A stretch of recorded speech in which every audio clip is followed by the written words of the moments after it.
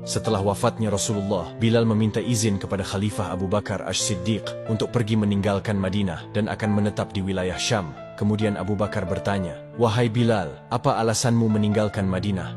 "Wahai Abu Bakar, di sini terlalu banyak kenangan bersama Rasulullah, sehingga ketika menatap setiap sesuatu yang pernah Rasulullah sentuh, di situ ada bayangan yang mulia.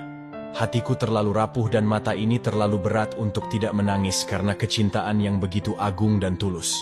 Tahun demi tahun pun berlalu, hingga di masa Khalifah Umar bin Khattab di negeri Syam, Bilal bin Rabah bermimpi bertemu dengan Rasulullah dan Rasulullah berkata, "Wahai Bilal, mengapa engkau tidak mengunjungiku lagi?"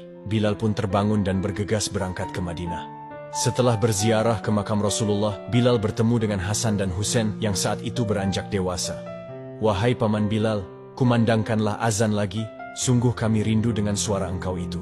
Bilal kemudian menatap mata Sayyidina Hasan yang sangat mirip dengan Rasulullah dan memeluk kedua cucu Rasulullah itu.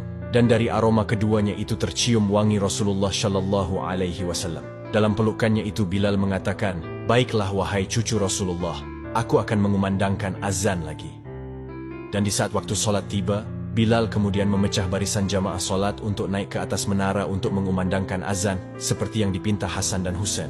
Dalam jalannya menuju menara, orang-orang yang melihat Bilal mulai menitikan air matanya, karena biasanya di sisi Bilal selalu ada Rasulullah Shallallahu Alaihi Wasallam.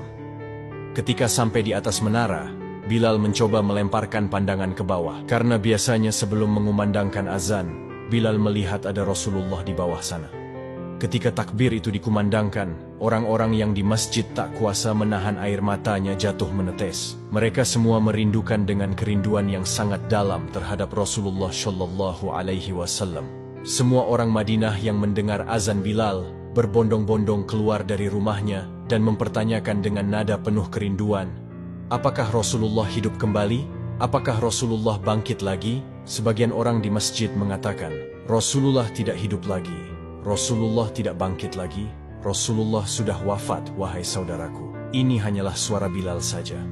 Dan ketika Bilal melafazkan kalimat "Asyhadu anna Muhammad", belum sempat kalimat itu diselesaikan, Bilal tidak kuasa menahan kerinduannya. Tangisnya pecah sampai beliau pingsan tak mampu lagi untuk berdiri melanjutkan azannya itu.